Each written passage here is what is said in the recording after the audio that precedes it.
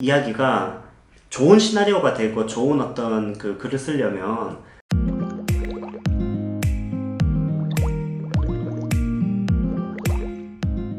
포케아트 연극영어 원장 이상민입니다. All About Storytelling이라는 칼럼으로 그 유튜브에서 이제 스토리텔링에 대한 여러 어떤 얘기들을 하는 두 번째 순서로 오늘은 디테일에 대해서 좀 얘기하려고 하는데요.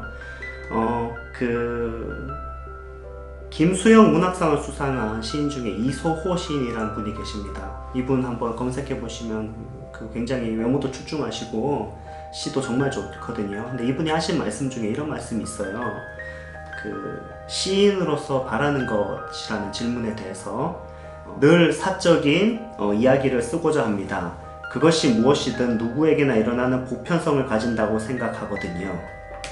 늘 사적인 이야기를 쓰고자 합니다. 그것이 보편성을 가진다고 생각한다. 이런 내용이죠. 여러분들이 그 이야기를 쓸 때 보편적인 이야기를 보편적으로 접근하면 안 됩니다. 그러니까 여러분들이 생각할 때 어떤 생각하는 그 이야기가 좋은 시나리오가 되고 좋은 어떤 그 글을 쓰려면 디테일해야 돼요. 근데 디테일하다는 거에서 가장 빠른 길은 가장 사적인 글을 쓰는 거예요. 그러니까 여러분의 어떤 가장 사적이란 말은 어떤 걸까요? 내가 경험한 거, 내가 잘 알고 있는 거, 이런 거죠.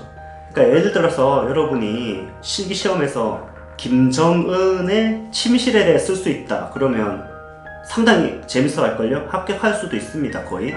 근데 김정은 침실을 경험했다면 쓸 수 있겠죠. 좀 이상한가 말이? 그래서 여러분들이 어떤 그런 내가 경험한 것들이 굉장히 그 스토리에서 굉장히 필요합니다. 그래서 어떤 이 사적인 그 영역으로 그 보편적인 걸 끌어오는 게 되게 좋습니다.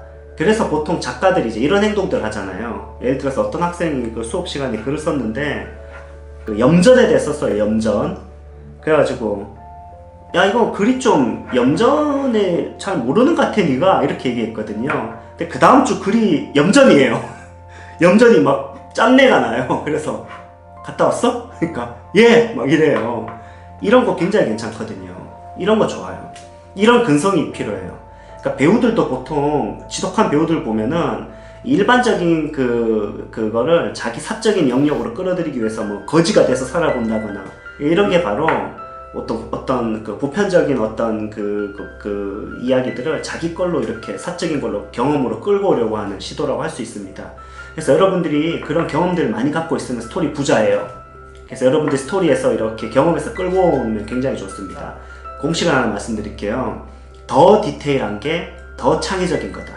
그러니까 더 디테일하면 더 창의적이 될 수 있습니다. 여러분들은 창의적이라고 하는 게 뭔가 이렇게 기발한 거, 막 멀리 떨어져 있는 거, 상상력이라고 하는 게 뭔가 이렇게 대단한 어떤 저 먼 세계에 있는 걸 자꾸 생각하거든요. 그러니까 실기가 어렵죠.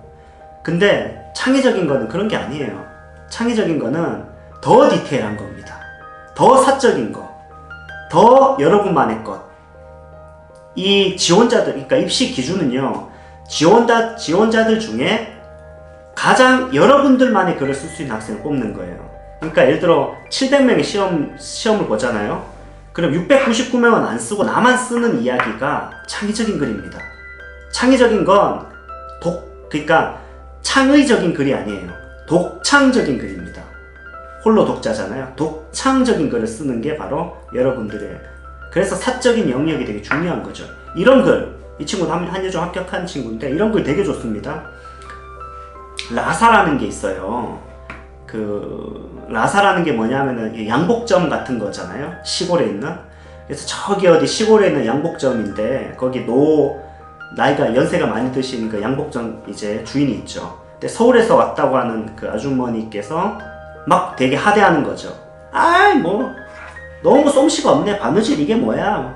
다시 보여야 되겠어요. 이러고 막 나갔단 말이죠. 굉장히 수모를 주고 그 앞에서 예 아유 죄송합니다. 예 잘하겠습니다. 이랬는데 아줌마가 딱 나가자마자 조용히 점잖게 그 맡겨놓은 옷을 싹 이렇게 초크 그걸 이렇게 이제 제목선을 따라 커팅하는 거죠.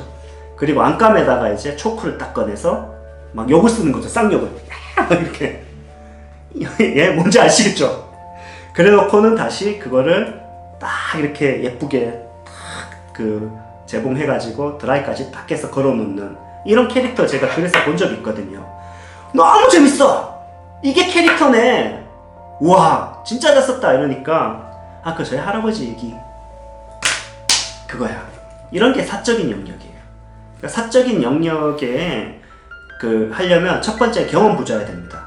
그러니까 여러분이 경험이 많으면 사적인 영역이 좋아요. 그래서 직접 경험이 좋고요. 로버트 맥키가 얘기했죠. 직접 경험. 두 번째는 간접 경험을 직접 경험화 시키는 거죠. 아까 얘기했던 것처럼 거지 얘기했는데 경험들을 여러분들이 이제 어떤 빈틈을 찾는 거, 궁금증을 가지고 쓰는 거, 이거 굉장히 스토리텔링이 좋아요. 뭐 역사적인 사료들 또는 뭐 실제 존재했던 어떤 사건들, 신문 기사들, 어떤 거든지 그런 자료들에서 궁금증을 갖고 상상력을 붙여서 내용을 채워보는 거죠. 예, 그래서 하나만 예를 들면은 유나바머라는 게 있죠. 이게 카진스키인가 이름이 하여튼 뭐 그런 이름인데 천재 나중에 우편물 테러인데 알고 보니까 나중에 하버드의 천재 수학자 수학 박사가 바로 범인이었잖아요. 이런 역사적 사실에서 유나바머라는 사람에 대한 호기심을 가지고 다큐멘터리를 만들고 영상을 만든 게 넷플릭스 있죠. 이런 식의 접근들이 굉장히 좋습니다. 그래서 실제 존재하는 사건의 상상력을 발휘해서 여러분의 이야기를 만들어 보라. 그래서 직접 경험. 두 번째는 간접 경험이지만 그것에서 여러분의 직접 경험화 시키는 거. 이 두 가지가 바로 여러분의 디테일을 만드는 비결이라고 말씀드리겠습니다. 오늘 영상을 마치면서 다시 한 번 더 포인트를 말씀드리려고 합니다. 바로 더 디테일한 게 더 창의적인 것이다. 창의적인 게 아니라 독창적인 글을 쓰라. 여러분만의 글이 가장 창의적인 글이다. 이게 오늘 강의의 요약입니다. 여기까지 하겠습니다. 감사합니다.